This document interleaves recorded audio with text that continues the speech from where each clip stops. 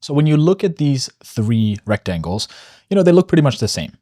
One of them is sideways, but the first two, they're kind of the same. And if I ask you to describe them to me and how they relate to each other, your answer will actually tell me a lot about who you are and how you live your life, how you relate to people, how you approach work, and even how happy you might be. Oh, this is high pressure. Yes. Don't mess this up, dude.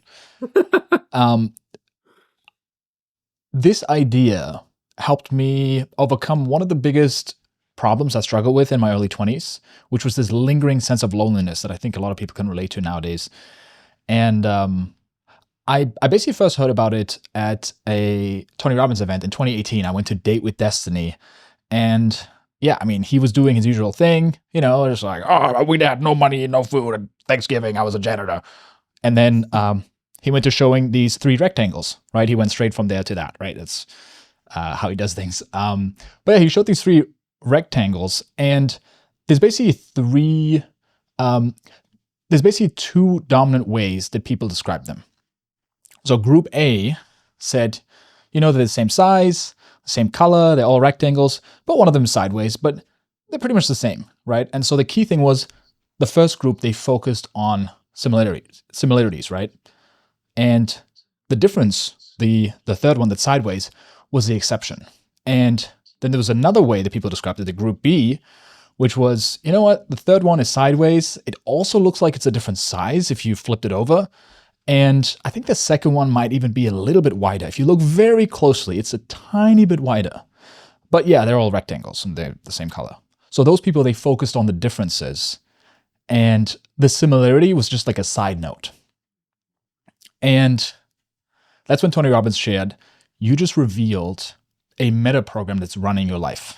And a meta program is simply a fancy word for saying an unconscious filter that shapes how you perceive and process information. And that then affects how you think, how you behave, and how you act. And the two ways are basically you're either a matcher or a mismatcher. A matcher is someone who focuses on commonalities, whereas a mismatcher focuses on differences, right? The matcher is the yes and person, whereas the mismatcher is the wait, but, and it's the difference between being agreeable and open-minded versus disagreeable and skeptical. I'm curious, which one would you be? I was definitely the matcher. Yes. I didn't want to cut you off because you were explaining it so well, but I was like, I see two rectangles that are up and I see one on the side that would be the same if it were up. Yeah. Yeah, exactly. The first time I saw it, I was like, oh, I think the second one is a bit wider. And it is by 5 pixels. I made sure of that.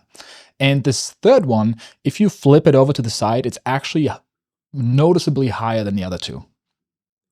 Oh, really? Oh, yeah. And this is affecting how you approach tasks and challenges, also how your relationships tend to go, and also how happy you are. And which one do you think is better? The matcher or mismatcher, which is better? Yeah, which one would you rather be? Oh no. Well, I'm the matcher, so I have to say I think the matcher is better. I have bad news for you. Oh no, I can't be on the pod anymore.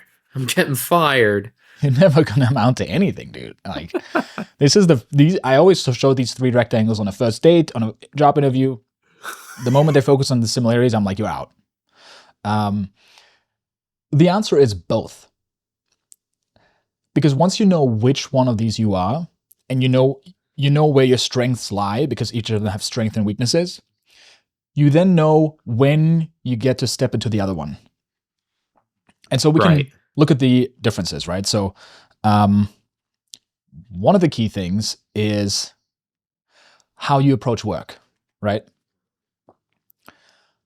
So let's look at how you approach work, first of all. When we brainstormed ideas for the James Sexton episode, for example, that was like a week ago, we were just brainstorming ideas for this guy who's coming on the pod, who is the divorce lawyer guy. For those of you who don't know, he's this guy who, he wrote a couple books. He's a divorce lawyer and he's seen tons of relationships that didn't work out. And then he wrote 2 books about how to not end up in his office. And he's been on all the big podcasts, Huberman, I think, right? Flagrant, all the big ones. And we were brainstorming what would be a cool thing to do for this episode. And our intern that we currently have, that is totally unpaid, he's an absolute slave. He's being paid by his university. He brainstormed very differently than you would brainstorm, because he is a very strong mismatcher. And you notice that in this brainstorming session where we're like, oh, well, wouldn't it be cool if we got people who were just about to get divorced, and and you could tell that he was bringing ideas as well. And the funny thing is, he's editing this, so he's totally hearing us talk shit about him right now. But he would. So far, I've said nothing negative about our unpaid slave. Yeah, but you are nodding. Yeah, I was. Good. He would be like, oh, I have a no, that wouldn't work. He would have ideas, but he's like, that's too difficult. It's like, no, we're in brainstorming mode right now. We are going absolutely delusional. Let's just say we can make anything happen right now. And the first thing would be like, this doesn't work because of X, Y, and Z, right? And so that's one of the key differences between matchers and mismatchers, right? So matchers are delusional optimists. They tend to think this will work because X, Y, and Z. The good thing is they're optimistic. The bad thing is they're delusional, right? They just tend to be wrong more often, but they're positive. They're optimistic. And on the flip side, a mismatcher is a realistic pessimist. Yes, they're pessimistic. Hey, this will fail because X, Y, and Z. But at least they're realistic. They tend to be right more often.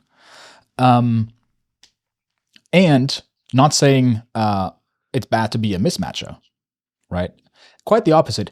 When you, like, which one would you say is better for achieving goals? I guess it depends on the size of your goals, right? Because the matcher would be like, I can do this and I can do that and I can do this. And even if they can only do one of those like 10 things, that one thing is probably like really big. So maybe it's like a better goal. But the mismatcher would be like, I probably can't do anything. I fucking suck. I'm the unpaid intern, whatever. I'll just edit the video. But then they'll edit the video. Idiot. This idiot unpaid intern that we have, who's editing this video right now. Our unpaid skeptic.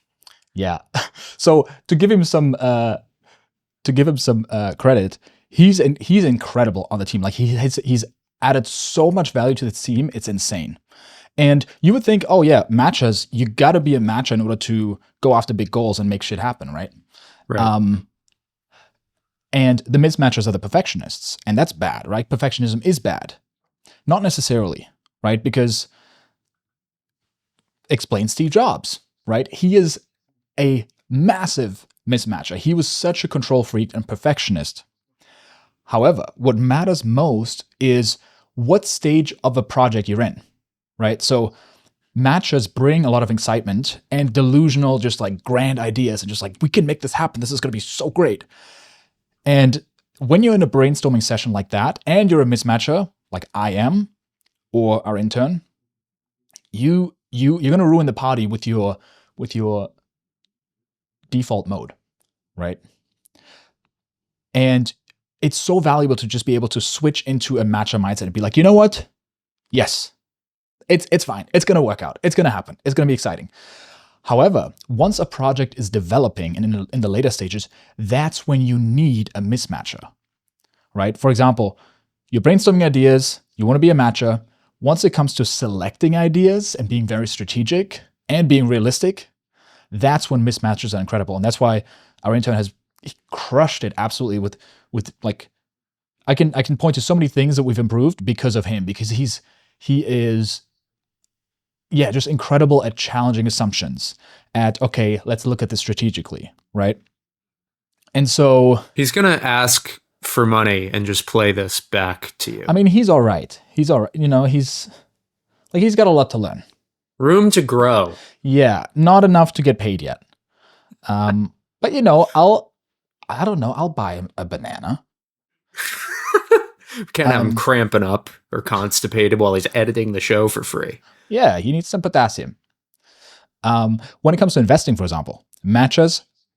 Oh, they get taken for a ride. Yes. The matchers are all the crypto investors who are like, oh, like this is obviously going to work out. Like all the, and yes, they may make a ton of money.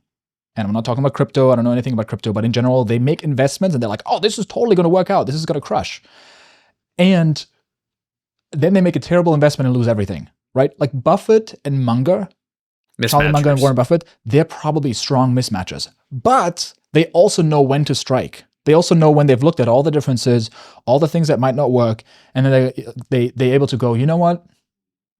This is an absolute huge delta between risk and reward. Let's make a really big investment here. They know when to strike, right? So mismatchers aren't necessarily better. You're best when you can balance both. And it's like this. It's like this analogy between, if you're a race car, it's the gas pedal and the brakes, right? The fastest race car uses both aggressively at the right time. And yeah, I mean, I think of someone like Richard Branson. Like, he's probably a strong matcher he's like, oh, let's do it. But he knows when to cap the downside. When he, for example, started his airline and he didn't just buy a massive plane for millions of dollars or however much they cost. No, he rented it and he was able to just give it back if it doesn't work out. I've always thought as a matcher, I'm like the pieces of bread on a sandwich. Like, I'm really, really good at the brainstorming phase. And then it's like when it's time to sell it or perform it or like share it with people and be done with it, I can hype it the fuck up really well. So I can like brainstorm and hype it really well. And then all the in-between stuff, producers are or I should say mismatchers are really good at the technical details. Exactly. It connects to so many ideas, so many dualities that you see in human beings and in the world, right? So you have product people who are like the software engineers, let's make this really good, mismatchers. Then you have the sales people and the marketing people. They need to be matchers, right? They need to be like, this is possible, this is great, hype it up. And be a bit delusional, right? Have you also heard of DISC, the DISC personality test, DISC? So there's different ways to describe it, but there's promoters, controllers, analyzers, and supporters. And so the analyzers and controllers tend to be more mismatchers, whereas the supporters and the promoters are more like matchers. And so there's so many ways to connect this. And those people oftentimes butt heads. You know, you can probably, like, for those of you listening, you can probably think of a friend who's a mismatcher or a matcher, and they just grind your gears sometimes. And yeah, this, I think, will really help the relationship. Just send it over to them and just confirm whether they are a matcher or mismatcher. How it affects relationships. This is where it had a big impact on my life. Oh, also, we went over this here. This is how Walt Disney used to brainstorm with his team, right? They had different rooms for different modes of thinking. They had the dreamer room, which is the matcher room, just like, imagine we can make this happen. And then they had a realist room and a spoiler room, right? Where they shred these ideas to pieces. It's kind of like the two mismatcher rooms. How it affects relationships is where it had a big impact on my life. So I've been a strong mismatcher growing up, and now it's probably like 70-30%.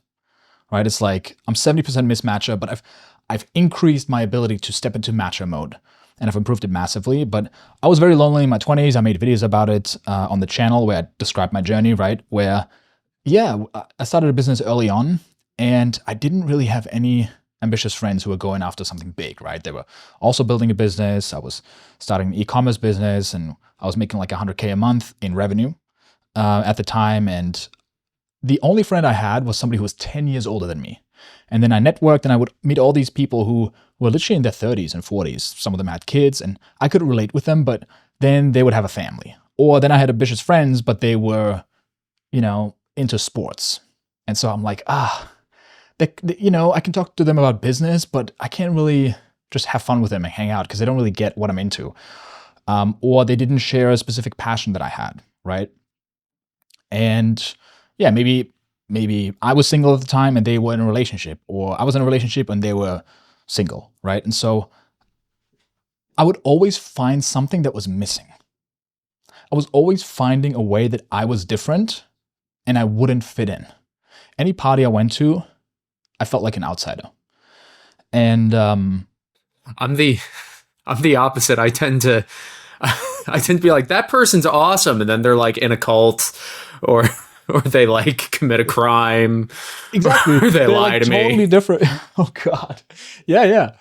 It's awesome that you're on the call and we're both like the opposite, so we can both speak into our experience, right? So yeah, here's how they tend to play out, right? So when you have a matcher, it's like this, they're a lot more connected to a lot of people, but they have this compromised connection, right? They find similarities between people, and they're like, oh, this person's like me. They're into this. They have 2 arms and 2 legs. Great.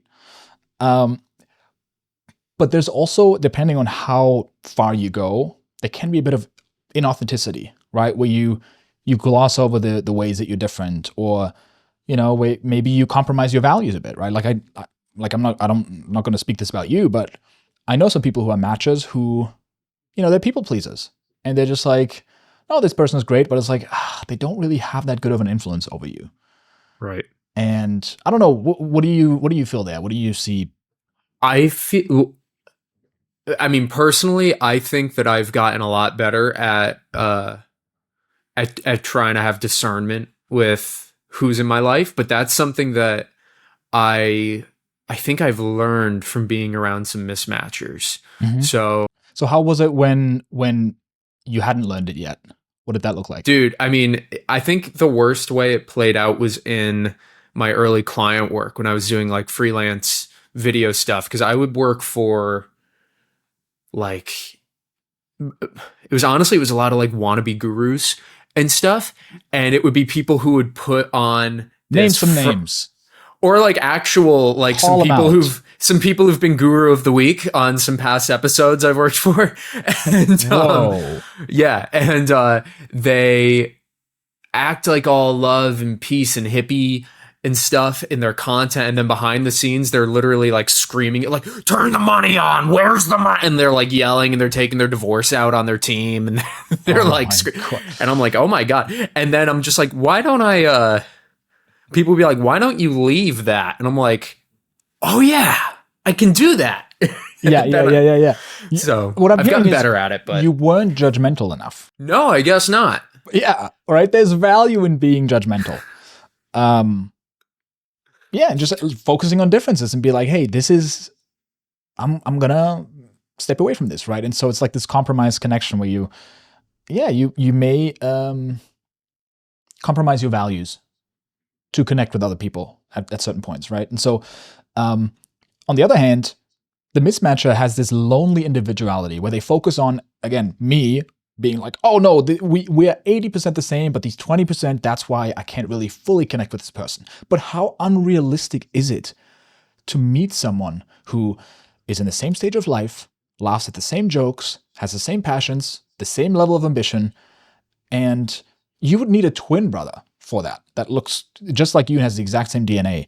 And even then, that tends to not work out, but it's just unrealistic. And I remember talking to Jimmy Donaldson, Mr. Beast, about this in a phone call. The video that when he found my channel, that he resonated with most was why ambition makes you lonely. And we were talking about that, and he was like, yeah, it's pretty lonely. Like nobody really shares my ambition, and I'm so obsessed with YouTube. And I was like, what about Eric? Eric is this guy who makes similar content, similar target audience, I guess, like a wide audience. Mm-hmm. He has like 15 million subscribers, and I was like, what about him? Like, you guys seem pretty close. And what he said to me was, yeah, but he's not into Twitter like I am. And it's like, that's a good thing. That's a green flag, Jimmy. Yes. So Jimmy's a mismatcher. I think so. I think strongly. And so again, like how you approach work as a mismatcher, I think you're much more critical of your own stuff, sometimes to your detriment, where you're beating yourself up. And this is, big time myself, where I'm like, the first thing I ask about is, okay, what sucked? What could be better? I'm like, yeah, okay, this was good. Yeah, I know, but I don't care. What do I need to improve? What's missing? And meanwhile, I know other people who are like, they put something out and they think it's the best thing that's ever been put out. It's so incredible. And I look at it and I'm like, there's a spelling mistake in the first 4 seconds. I don't know if you noticed, but and this, and I can't really connect with that. And I find all the things that are wrong with it, much more with my own stuff. But again, pros and cons to each, and knowing when to pivot is, I guess, crucial, right? And so for me, what made a huge impact is just focusing on what's the same. And that, it changed my life. Because I would enter a room and I would just focus on Oh, they're also into YouTube. We can talk about that. We can connect on that. Or, oh, this person's really funny. We have the same humor. I don't care how ambitious they are. We can connect on that. And so I have friends for fun that I love having fun with. I have friends for YouTube. I have friends who, I can talk business with, and then friends that I can ride motorcycles with or whatever, pickleball, whatever I'm into in the moment, right? And so it's just a much better way to be connected. And I don't have to find this perfect person, right? And I think in general, matchers have more relationships and they're more connected, but they can be shallower relationships, right? Because again, they compromise, they're more agreeable. Whereas mismatchers have fewer relationships. They're much more picky, but when they choose someone, it's very deep and very authentic relationships, right? And so again, like if I'm going to an event where I meet a lot of people that, I don't feel like, this is not my crowd, I can still look for the thing where I'm like, okay, we're pretty much 99% the same. Like we all want the same things. We want love. We want to feel special. We want to feel important. We want to do something with our lives. We want to make a difference, right? It's pretty much all the same. So And now I can walk into a room and be like, "You seem great, but I'm sure you're a huge piece of shit. I just need to dig deeper." yeah. Yeah. Heads up, in a week from now you don't see John anymore. He quit. He's like, "Hey Leon, I've been thinking." And then, lastly, how does it affect happiness? Right? Like, imagine this. Imagine a matcher and mismatcher walk into an ice cream store and both order strawberry ice cream, but they both get raspberry ice cream. What do you think is going to happen? Who's going to be happy with what they have? And who's going to be like, excuse me? Like the matcher is going to be like, oh, well, it's still fruity. It's still a berry. It's like, it's fine. Whereas a mismatcher is going to be like, it's not exactly what I ordered. And just to be clear, I could get a completely different dish when I go to a restaurant. I don't care. I won't even say anything to the waiter because I'm like, I don't have time to wait for extra food. I'm going to enjoy this. I'm not very picky with food. However, the general But you notice. Yeah, exactly. Well, here's the thing. My taste buds are really terrible. Like I probably wouldn't actually notice the difference. This actually happened to me. I was picking out, we got a sampler box for wedding cakes and we got to pick 4 flavors. And one of them was like lemon raspberry, and one of them was like vanilla strawberry, like a yellowish flavor with a red flavor on top. Yeah. And I tasted both of them and I was like, they're the same. I have no idea. I can't tell. I'm the same. These gummy bears that are all the different colors, like yellow, you have green gummy bears, and people are like, oh, I only like the yellow ones. Da, da, da, da. I'm like, they all just taste like food dye to me. They taste the same to me. They genuinely taste the same. It's like, it tastes like a gummy bear. RFK needs to make the gummy bears different flavors again. Exactly. All natural. And there needs to be a piece of pineapple in every yellow gummy bear. But basically the idea is, if you're a matcher, you have this content complacency, right? Things are good enough. Whereas, like again, it's good and bad. You're content, but there's also a bit of complacency that can be in there, right? And so as a mismatcher, you have this striving dissatisfaction. So you're striving, which is a good thing, but there's this lingering sense of dissatisfaction where you always ask yourself, what's missing, right? The matcher says, good enough. It's good enough. Yeah, whatever. It's fine. Whereas the mismatcher says, what's missing, right? And so again, it's like, I've trained myself over the years to be insanely grateful for just basic things. And it's made a big difference in my life. And so, yeah, I think I like being able to categorize myself and see, okay, I'm in this bucket. This is where I'm strong. And then being also aware, this is where I'm weak. And this is where I can switch into a different mode, right? And so, yeah, I guess on how to balance them, if you're a matcher and you're doing work, ask yourself, how could this fail? Like, let's be realistic here and be selective, right? If you're a mismatcher, ask yourself, what if this works out perfectly? There's so many ideas that I shut down because I'm like, it's unlikely to happen. Let's be realistic here. But what if it works out perfectly? In relationships, what am I compromising my values for? Where am I compromising? Whereas as a mismatcher, what do we have in common? And in happiness, as a matcher, where am I avoidant or compromising? something I really want? And as a mismatcher, how is this already perfect? And yeah, learning this at the Tony Robbins event was great. Is it legit science? Well, if you're asking that, you're probably a very strong mismatcher. Like, this is actually the first thing that our intern asked me. It's like, is there like science to it? Is this like legit? And I'm like, Bro, it's vibes. it is vibes, dude. I'm like, yeah, you're a very strong mismatcher. It's like, yeah, for all of those who are like, is there any studies or research behind it? The question I ask myself is it practical? Do you see this pattern in yourself and with the people in your life? Yes, great. Then you can do something with it. And I think it's important that you pointed out because like you are learning to do both. Because realistically, if there's like a, it's not a 1 and 0, it's not a binary where like you're one and you're always going to be one and you can never change or you never have a little bit of the other. Like realistically, like, everyone's probably somewhere in the middle, but maybe they tend to lean one way in certain situations or under distress or whatever. 100%. 100%. And it's also, some people don't like to be categorized, which again is usually a mismatcher.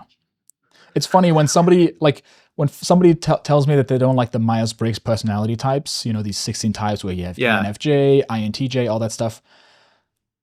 The people who really tend to not like it are ENTPs, the debaters. I am an ENTP. Yeah. They're the debaters. They're like, well, I don't like to be put into a box here. And it's like, yes, because you're an ENTP. Of course you don't, you have to debate everything, So, I kind of like the Myers-Briggs thing. There are some people who, INTJs will,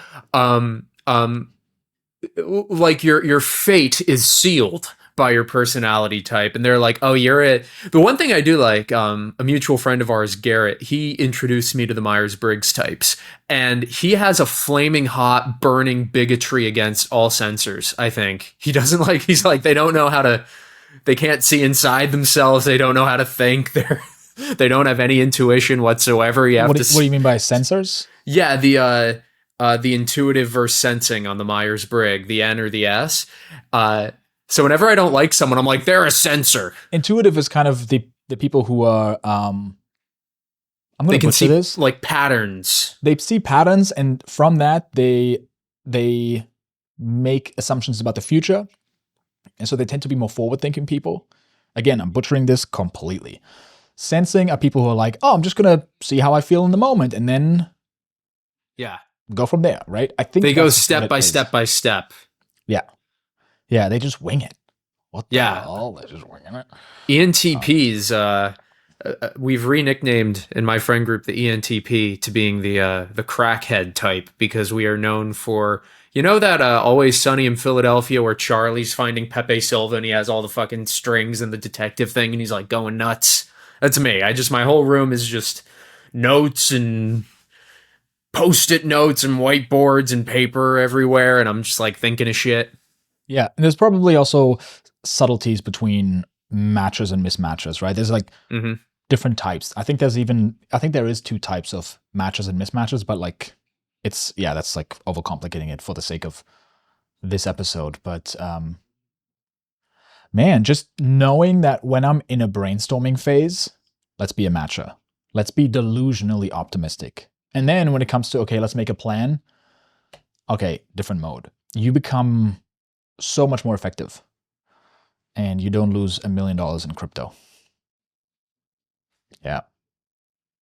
So, if you're new here, welcome to the Driven Podcast. This is a show for sometimes over-optimized overachievers, where we talk about how we can achieve our goals faster while also having some fun in the process. I'm Leon Hendricks. I also have a channel with 670,000 subscribers, so I'm not a complete loser. And I started this channel after I sold my first business to basically document all these like crazy self-experiments I did. For example, doing a 7-day darkness retreat, or training with Navy SEALs, or trying weird diets. So if you like the show, share this with a friend, with a mismatcher or a matcher, like somebody who, has been pissing you off because they're your opposite, and so you can fix them. Share it. That's the best way to grow.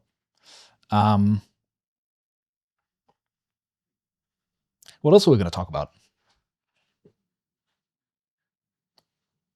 Have you ever been to a Tony Robbins seminar?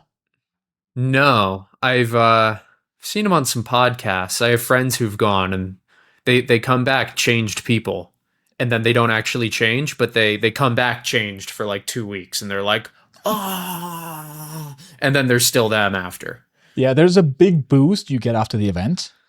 And I think when you fast forward a few years, there is a long-term change that they've made. And it depends on the person as well. But for me, there's things that stuck with me until today that I can access at any point. And I think it's with any program. You have a high after a week or two. Mm-hmm. And then when people lose that high, they say, oh, it didn't work. It didn't last, right? But when you look back 3 years or 5 years, you actually see noticeable changes. Like I was so negative in my early 20s. I was such a strong mismatcher. I was always finding what was wrong, what was missing. And for me to feel gratitude or just like, don't worry about it. It was like, that's dumb. That's just like I would have to lie to myself. It felt like lying to myself. And I'm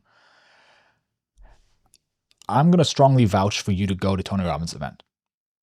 Go to Unleash the Power Within, go to Date with Destiny. You will see greatness in action. He is the number one public speaker in the world. There's nobody that even comes close. And don't come at with me with like Toastmasters or anything like that. Like, oh, he's a Toastmaster. Dude, this guy, there's a stage of 10,000 people and he just grabs them by their souls. And Isn't he just jumping for 7 days straight? Well, here's the thing. This is why I'm vouching for him. I think he has some of the worst PR and marketing. Because what you see online is him being motivational. He always tells the same stories. And banging the sticks together. Yeah, and it feels motivational. It feels like a motivational seminar. And that's like 10% of what it's about. Like genuinely. It is so practical. And he works with people one-on-one. Like, okay, who here is suicidal? Raise your hand. Okay, cool. You. Okay. And then he works with each one of them. He explains concepts. He breaks beliefs. And there's so many ways I could describe him. Number one best public speaker in the world. The most confident man alive. Literally the most confident man alive. Before he goes on stage to speak for 10,000 people for 12 hours a day without stopping at the age of 65, he literally says, like there's this, in the documentary, there's this guy who asks him like, hey, are you nervous at all before public speaking? He's like, he looks for a second. He's like, what? And then he starts laughing. He's like, no, what? No. Like, it's like not even like, oh, I never even thought about that. Like I could be nervous. No, he can't wait to get on stage and speak in front of 10,000 people. And not just like speak for an hour, but like endlessly for days. What else? I think he is an incredible role model for men. Like he's the one male role model where I'm like, he's a provider, he's strong, he has riz, he's really funny. Like he's genuinely funny in the events. He cracks jokes. He's incredibly nurturing and also just a badass. Like there's no, like it feels like there's no one that can dominate this guy. Like it doesn't, like, you know, when you sometimes meet someone where you're like, okay, Dan Pena, right? He's like, I wonder who is going to win the battle of who holds the frame most. Like, is it going to be Dan Pena or is it going to be David Goggins? Like, who would succumb to the other? I would bet on Tony Robbins every time. Like, he's gonna take charge of the conversation, and not just conversation, but the frame, right? That would be, do you remember that old YouTube show, Epic Rap Battles of History, where they just have like two historical figures do like battle rapping against each other? Mm-hmm. I want to see Tony Robbins versus Dan Pena battle rapping. The actual people or somebody who plays them as a character? If we could get the actual people, that'd be amazing. We should make that happen on the, we should make Tony Robbins and Dan Pena both guests at the same time and see what happens. Yeah.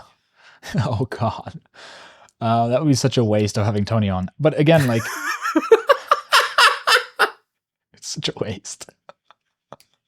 Yeah, we have Tony just be like, why do you call everyone a cunt? I don't think I'm a cunt.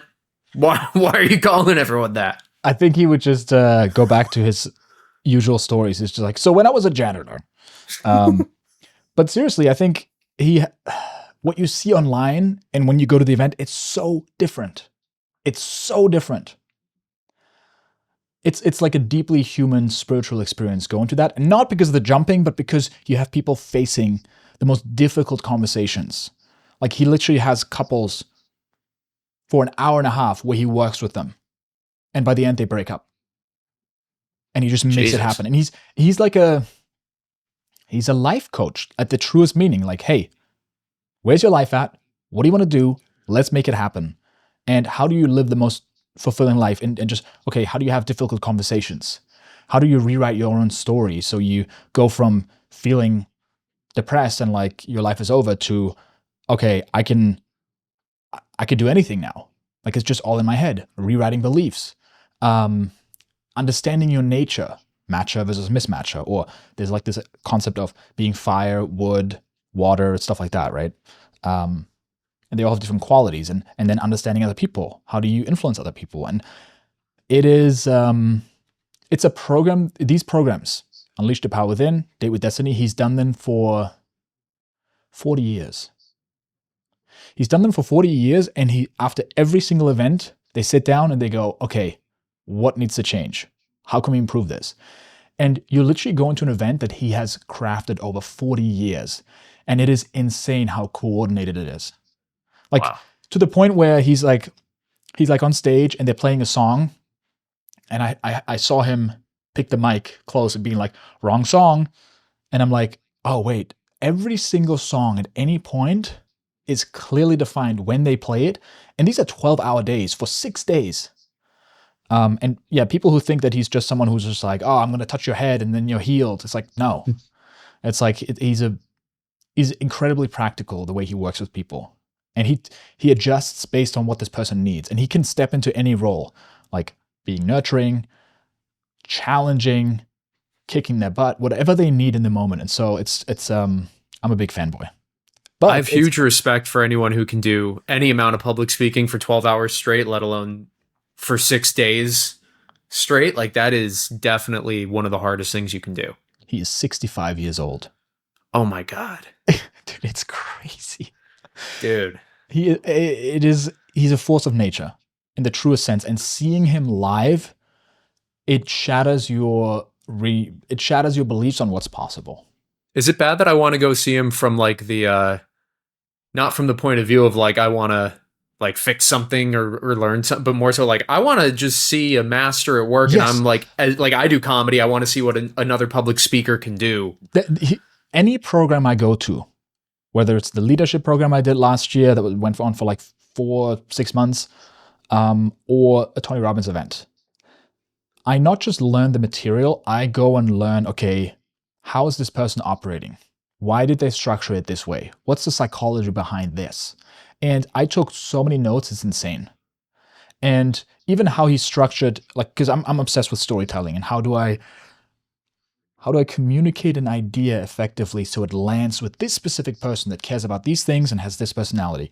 And just seeing how he does that and how he picked, okay, let's just start with the ground level and tackle the base assumptions you have. Break them, then show you the opposite way, then practice it, right? Like, I took so many notes on how he told his stories, how he influenced people, how the event was structured in general.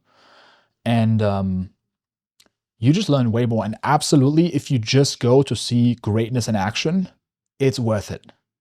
If you had a perfect life and you have 0 issues, which John, obviously you do, right? You have oh yeah, name life. 5. You're flawless. No, I'm saying you're flawless. Yes. You don't have any issues. You have a perfect life. You have that. You can still get a ton out of it just by seeing somebody in action. And again, he's the #1 public speaker. If you say there's anyone else, I'm going to laugh in your face. Like if you're like, oh, Barack Obama, he had a really good speech. Dude, somebody else wrote that speech and he read it off a script. He didn't jump up and down for 12 hours and then rock the whole stadium. But could he dance like this to the YMCA? Could he do that? Maybe there's one person that matches him. But yeah, go. I highly recommend it. And now he does these virtual ones. I don't know if it's as good, but I trust that it rocks. I feel like I'd want to go to a virtual one to like learn the Yeah. like learn the content so that I'm familiar, and then go to the actual real one. Yeah. Dude, if we had a bigger audience, I would probably say, hey, let's all go to one. And if you listen to this, let's meet there. And then we have like 30 people together in a group. That'd be dope. So that's a goal, because one idea that we had, I remember at the last Hormozy book launch, $100 million leads, there were these guys. I think their company was named like Client Acquisition. I don't know if they're reputable or not, but shout out to them because they did something cool, which was they got like a bunch of their customers or fans or employees, I don't know who, but they all joined the Zoom call-in thing with their logo as the green screen background. So like this whole Hormozy event that he spent millions of dollars on, you're just seeing client acquisition everywhere, all over the place, and they like hijacked the event without him even noticing. I would love to do something like that. Hormozy's doing a book launch. I guess by the time this episode is out, he'll have just done it the previous week. So we missed this one. But for the fourth book, I want to hijack that. And then we should go hijack a Tony Robbins event.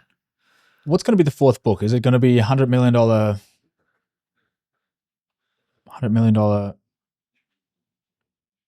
teams? I think it's going to be $100 million sales. Okay. So what if I start writing a book now and it's called $101 million sales. $1 billion sales? And we all make it a background. And people are like, oh, $100 million sales. What about I want the $1 billion sales. Who's this guy? We just hijack that. I think that could work. I like it. Yeah. Great. I'm excited for $100 million money models. It's going to be a 300-page long book that just says charge more. Yeah. Yeah. Well, it is true. Charging more is better. Shout out to our unpaid intern. Anyways, if you could go back 10 years, what would you do instead in your life? This is something I've been thinking about, because it's so easy to look at someone who's like 19, I'm 29 now, and go, oh, they're just about to enter their 20s. Oh, they should do this, they should do that, right? Like if I went back, I would have started a YouTube channel much earlier. I would have gone way more ham on learning, storytelling, just more of what I've done sooner. And there's certain things that I wanted to do in my mid-20s that I never really got into because I thought it was too late. Because I looked at people like Tony Robbins or other people who are like the best in their field, and they're like, oh, they started in their late teens. They found it super early on. So for me, it's too late. And I thought about this and I was like, I'm entering my 30s. What if I just mentally say, okay, I'm turning 20 and I'm just shifted 10 years and I can just get started now with something that I usually told myself is too late to start. Because really, what is the difference between the 30s and your 20s, right? Like it's another 10-year period where I'm going to be young and healthy and vibrant. But there's all these beliefs around it, right? Where you're like, okay, in my 30s, you should start a family in your 30s, right? Well, for one, there's people who start families in their 20s. So even that doesn't have to be different. And especially as a man, you have a lot more time, right?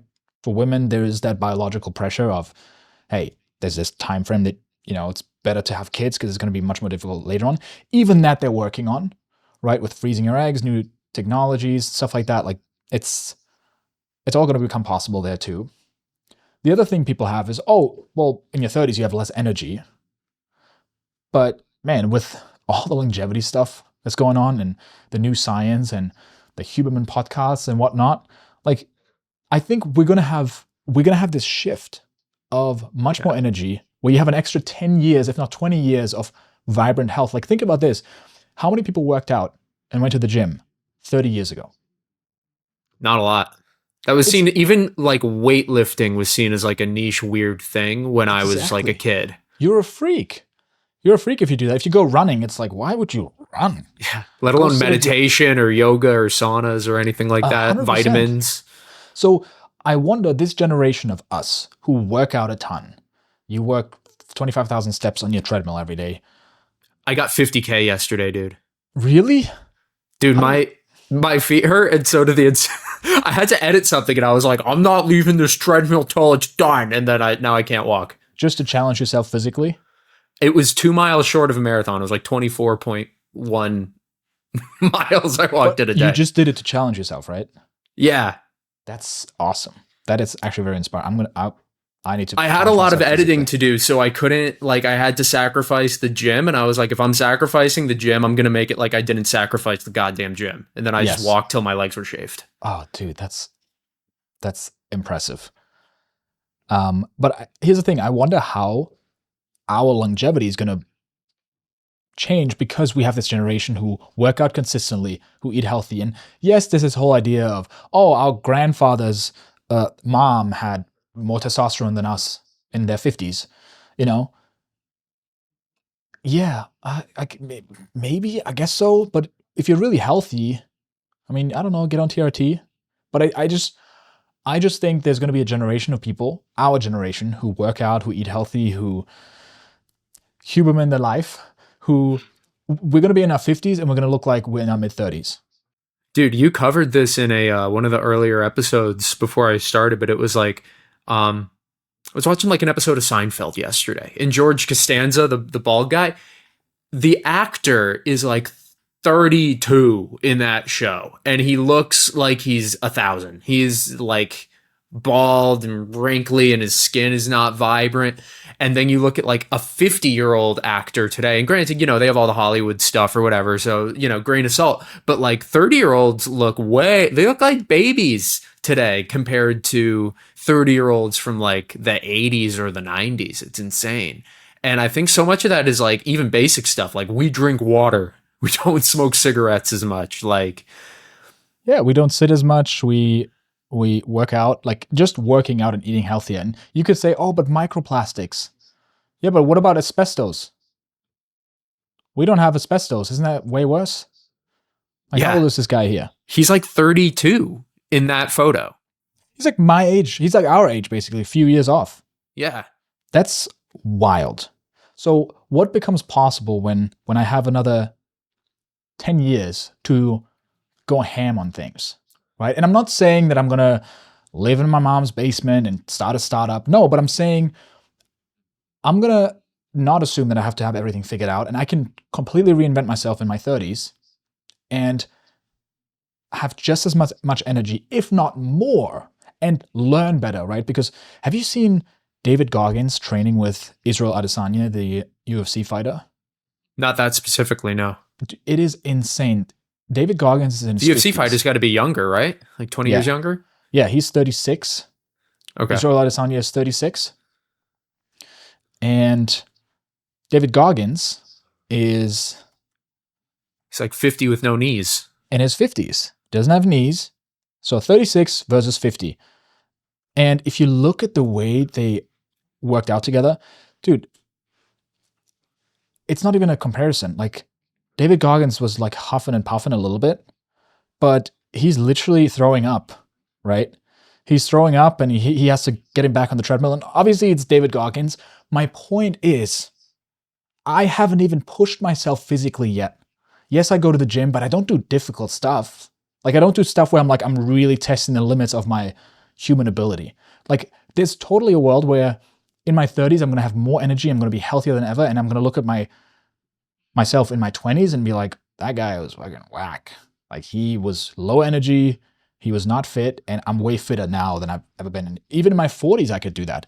Even as somebody who's already fit. And so, and then the whole idea of, oh, when you're older, you can't learn as quickly. I don't know. I think that's another one of those things where you just believe it and then you think it's true. Right? And then there's going to be the mismatchers who are like, oh, well, science says there's studies on it. Blah, blah, blah, blah. It's like placebo. Science people, how do you explain placebo? This magical thing where it just does stuff to your body and your results because you believe it. Why do you have it in every good study? A placebo-controlled group. Explain.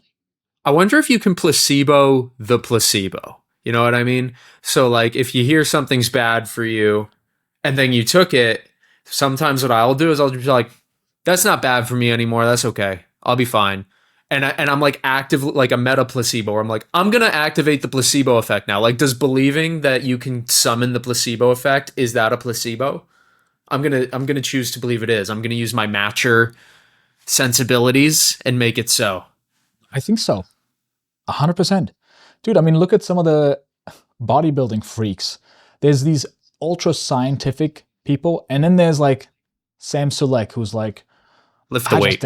I just think this makes sense. And of course he knows a ton about his, his regimen and everything, but he's like, there's like science, I get it, but like, man, just lift heavy. Yeah. Just break your legs. And he gets the results. He gets the results beyond just obviously steroids and all that stuff, but like still takes a ton to get the results he gets, like an insane amount. And so, man, I think my point is getting an extra 10 years, stay healthy, optimize your longevity. And I'm speaking to myself here. And you have another decade of reinventing yourself. Somebody like Tony Robbins, he started doing his thing when he was 17. He started learning about NLP, influencing people, coaching, all that stuff. If I wanted to, I could start that in my 30s, and I'm just going to be 10 years behind him in terms of when I started. Mm-hmm. But I could still do the thing. And I already have skills. I have storytelling skills. I have social media skills, YouTube, all that stuff that he to this day doesn't have.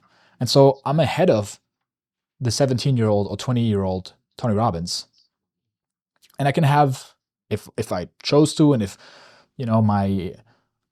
my genetics or epigenetics lend themselves to having a similar path, I could just have the same experiences as him, but later. And like how unhealthy people were back then.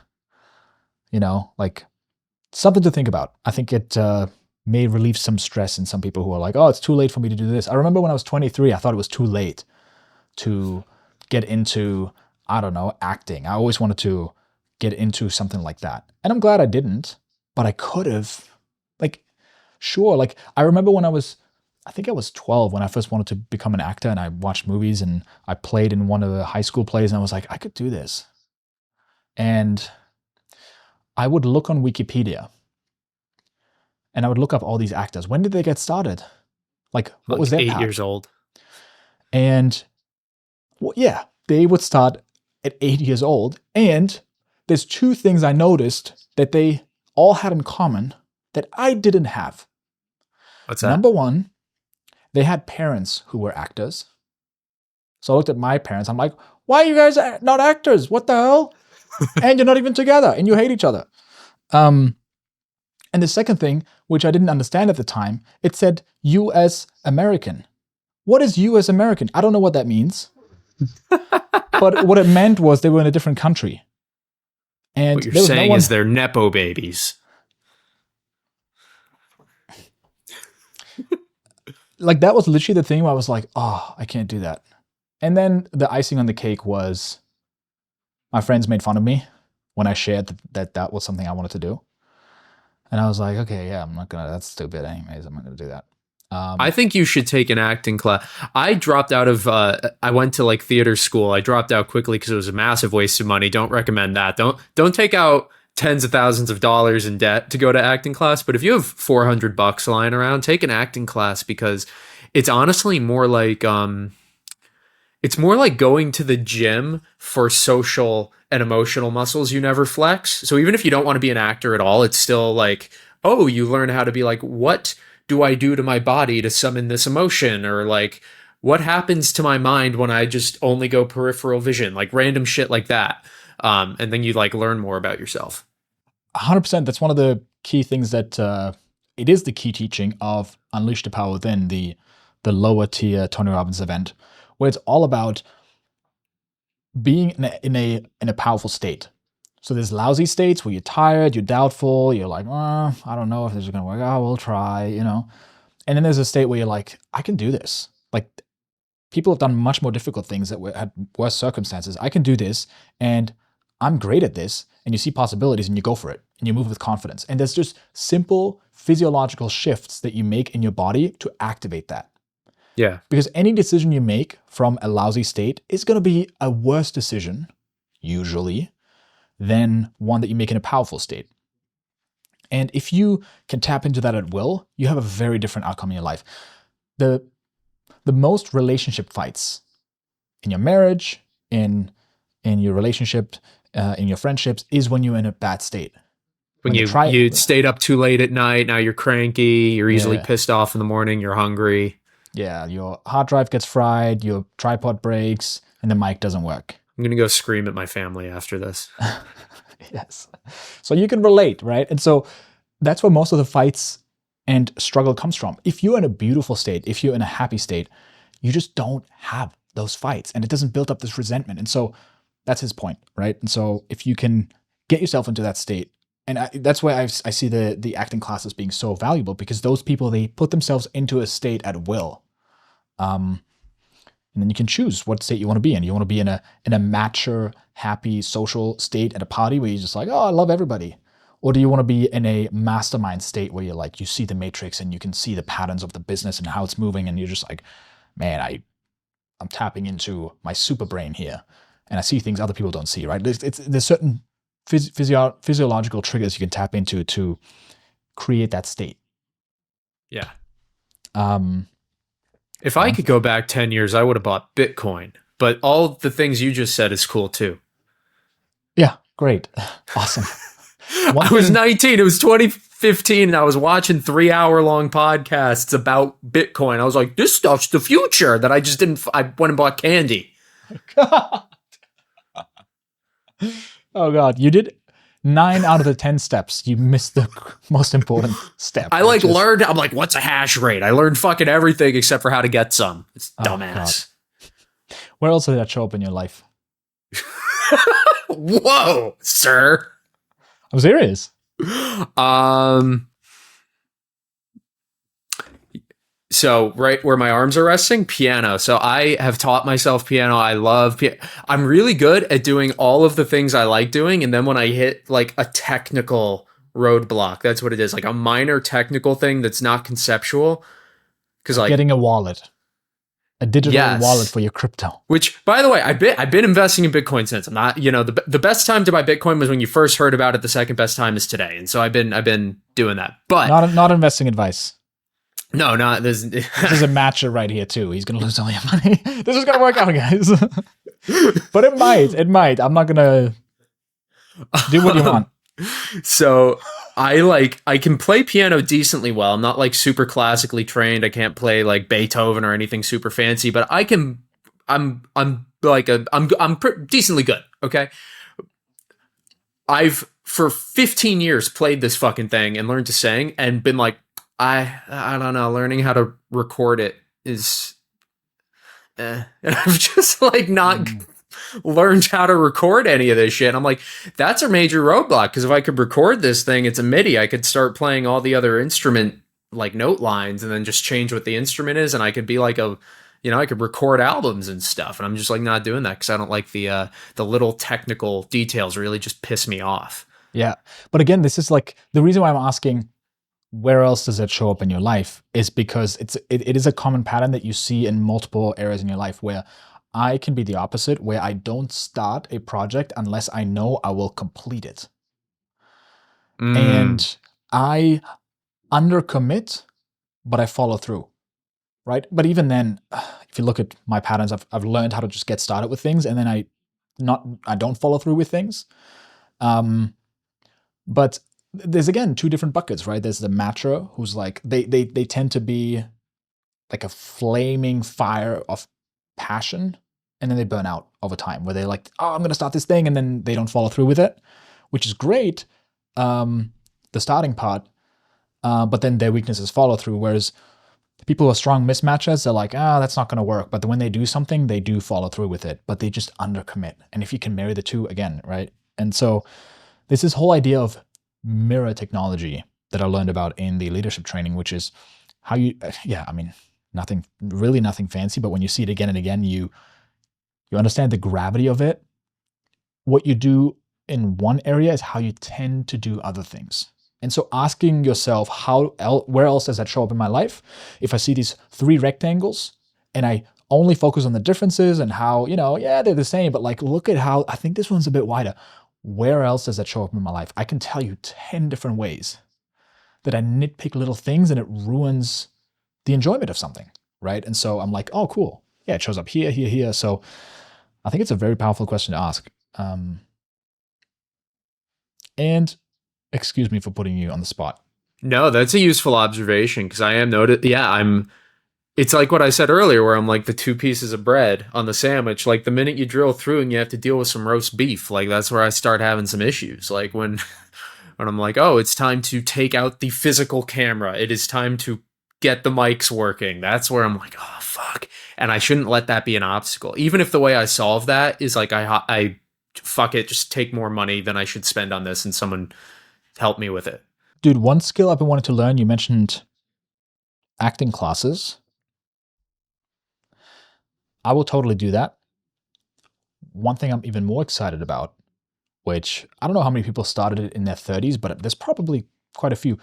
I want to try comedy. I want to Oh get better yeah, at that. Yeah, I want to try it out. do it. I mean, Austin's a good city for it. Yeah, it's one of the top 3 cities in the world, right? Yeah. For this specifically.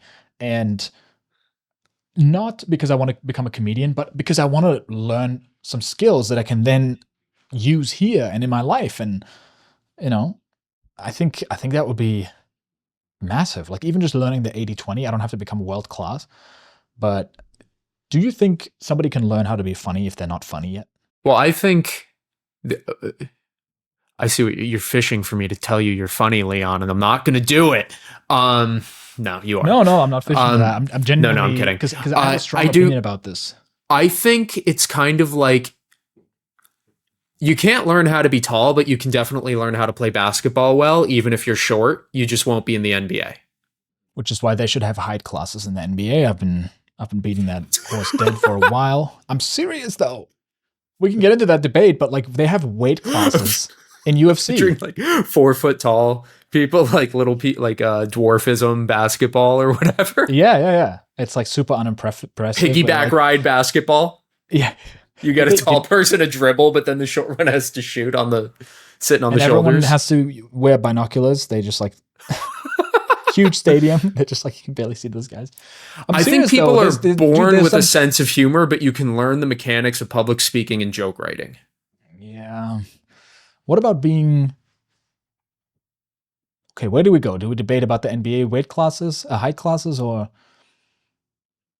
I don't know. I think there's a ton of 5'7" guys who would put Michael Jordan in the dirt inch for inch. You know, when you go pound for pound strength and whatever and technicality in UFC, it's like, oh yeah, like Demetrius Johnson, whatever the Mighty Mouse guy is called, he would beat John Jones or whoever is like the heavyweight, but you know, they're not in the same weight class because obviously he would lose because he's way smaller, but he's a better fighter. Like, why not that for the NBA? Right. And people say, oh, they wouldn't watch the shorter guys. It's like, well, they watch featherweight fighters. Like, you know, it really, you can't, I don't think you can tell whether someone's that tall on screen. You just see it in relation to other people, right? Right. It's like, I don't know. I'm going to die on this hill. They should introduce that. But on the funny thing, I think when you're learning to be funny as a kid, as a coping mechanism to get approval, to get laughs, to win social points, I think you develop your brain in a way that it never turns that off. And there's just some people that they have a cardboard personality. No, not throwing any shade, but their brain doesn't think that way. They're very robotic and, you know, I don't think those people would ever develop anything that's close to funny. Oh, I agree. Yeah. But I guess you can enhance it, obviously, right? Because comedians don't start out being incredible in the beginning, but at least you gotta have a base layer, right? Like, yeah, it's like, you know, there's like the natural talent and then there's like the active natural distalent, right? If that, I don't even know if distalent's a word, but like you can be born with a good sense of humor and like high trait openness and all the like genetic things that you need or early life experience things that you'd need. And then if you don't have the skill, you can probably like vibe it and be okay. But if you learn the skill, you'll be world class. Or you don't have the natural talent and you really practice at the skill and you try to become a master and you can still do okay. But then there's people who like actively like, okay, if you're not 7 feet tall, you probably won't be in the NBA. You could go, inch for inch if you're 5'5" and still be really good. If you don't have hands, it's over, right? You need hands to play There's someone basketball. listening without hands right now. It's not your fault. Can I challenge that real quick? Okay. Tony Robbins was talking. Is John Morrow going to play basketball? Is that what you're telling me? Yes, through a remote. Dude, you would be surprised because Tony Robbins was talking about this in one of his events because in his book, he had to make an update. I think it was Unleash the Power Within Unleash the Giant Within. Is that what it is? Awaken the Giant Within is his first book. Well, I think the second book. Anyways, one of his early books, he was saying, hey, you still got to be realistic. You're not going to be the dunking champion if you're 5'9" or 5'7". And then there was a guy who went and did it. And then he updated his book saying, well, actually, oopsie, there's this guy here. Let me see if I can find it. That's really cool.